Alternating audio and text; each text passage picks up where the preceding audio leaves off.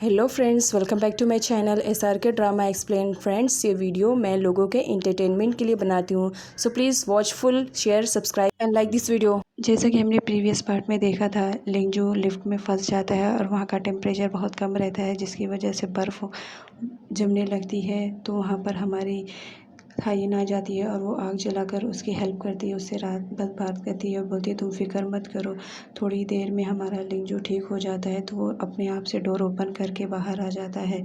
Thawing उसे देखती है, बोलती है सच में तुम एक मॉन्स्टर हो, इतनी जल्दी तुमने रिकवर कर लिया। ज़्यादा देर तक ठंडे में रहने की वजह से लिंजू की हालत ख़राब हो जाती है, वो वहीं पर बेहोश हो जाता है। लिंजू सही सलामत बाहर निकल गया। जब ये बात उस मैन को पता चलती है जो उस पर नज़र रखे हुए रहता है और अपने फेस को कवर करके रखता है, उसे बहुत बुरा लगता है। वो बोलता है आज तो तुम बच गए, लेकिन कब तक बचोगे, मैं भी देखता हूँ तुम्हें।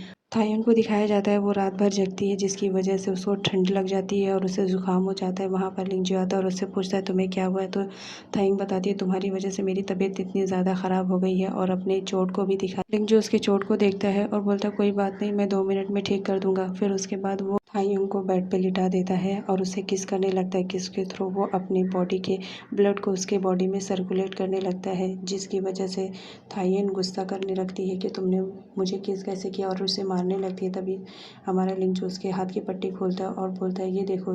तो थाइंग देखकर बहुत ज़्यादा शॉक हो जाती है कि उसकी बॉडी का जो ज़ख्म रहता है वो ठीक हो जाता है। इधर ली और ये को दिखाया जाता है, दोनों की जमती नहीं है, लेकिन दोनों को काम की वजह से एक साथ रहना पड़ता है।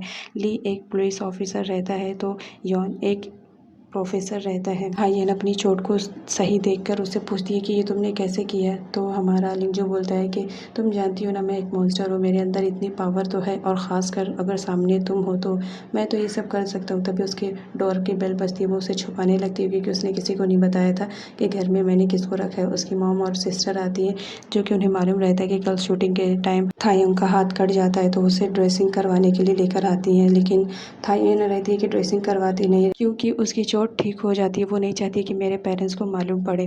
उसके बाद हमारा लिंजू आता है और वो मेडिसिन को गिरा देता है अपनी पावर से, जिसकी वजह से मेडिसिन ना होने की वजह से उसके पेरेंट्स को जाना पड़ता है वहाँ से। थायंग उन्हें सी ऑफ करती है। उसके बाद यहाँ पर दिखाया जाता है प्रोफेसर अपना काम करते रहते हैं, वो डोरमेट की बॉडी के बारे में इंफॉर्मेशन लेते हैं। तभी किसी का कॉल आता है, वो कॉल रिसीव करते हैं और बोलते हैं ठीक है आपका काम हो जाएगा।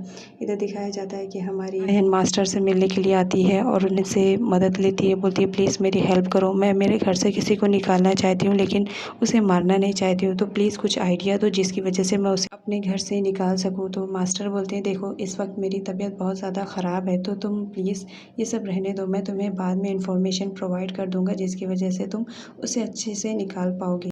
थाइन को दिखाया जाता है, वो आती है लिंजू के पास और उससे बोलती है कि तुमने मेरी इतनी मदद की तो मैं भी तुम्हारी मदद करना चाहती हूँ। लिंजू बोलता है ओके, मुझे जब भी तुम्हारी मदद चाहिए होगी मैं ले लूँगा। इधर दिखाया जाता है कि ली थाइयों को बुलाया रहता है एक रेस्टोरेंट में जहाँ पर कपल आए हुए रहते हैं, वो कपल रेस्टोरेंट रहता है। वो देखकर समझ जाती है कि ज़रूर कुछ तो खिचड़ी पकड़ी है ये के दिमाग में। तो ये उससे पूछता है क्या तुम मुझे बता सकती हो जिस दिन तुम्हारा एक्सीडेंट हुआ था उस दिन तुमने किसी स्ट्रेंजर को देखा था जो वहाँ पे था। एक्चुअली वो डोरमेट की बॉडी के बारे में उससे इन्फॉर्मेशन लेता है, बट हमारी हाइन भी बहुत स्मार्ट रहती है, वो मना कर देती है, बोलती नहीं मैंने याद करने की तो कोशिश करी बट मुझे कुछ भी ऐसा याद नहीं आ रहा जिसके बारे में मैं तुम्हें बता सकूं। इधर दोनों बहनें बात लेती रहती हैं और अपने अपने बॉयफ्रेंड के बारे में बताती रहती हैं।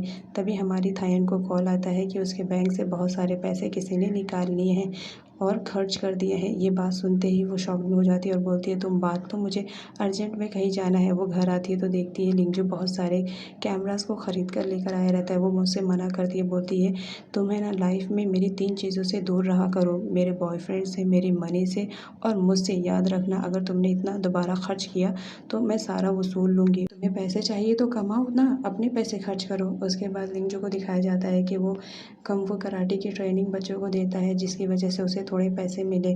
तो वहाँ पर वो बच्चों को बहुत अच्छी ट्रेनिंग देता है, बच्चे भी बहुत ज़्यादा इम्प्रेस रहते हैं और साथ में वहाँ का जो मास्टर रहता है वो भी लिंजू से बहुत ज़्यादा इम्प्रेस रहता है क्योंकि वो बहुत अच्छा बच्चों को ट्रेनिंग दे रहा था। दोनों को घर आने में काफ़ी रात हो जाती है जिसकी वजह से थाइन बोलती है कि मुझसे एक कदम में नहीं चला जाएगा, तो तुम प्लीज़ मुझे फ्लाई करके मेरे कमरे तक छोड़ दो। जिसकी वजह से लिंजू रेडी हो जाता है और बोलता है ठीक है मैं तुम्हें फ्लाई करके छोड़ दूँगा क्योंकि मैंने तुम्हारे पैसे खर्च किए हैं। तो वो उसे गोद में उठाता है, फ्लाई करते हुए हमारी थायुन को उसके कमरे तक पहुंचाने लगता है। थायुन यहाँ पर बहुत ज़्यादा खुश होती है, उसका बिहेवियर एक छोटी सी बच्चे के तरीके हो जाता है, जिसे देखकर लिंजू भी बहुत ज़्यादा खुश हो जाता है कि फाइनली ये हैप्पी तो है।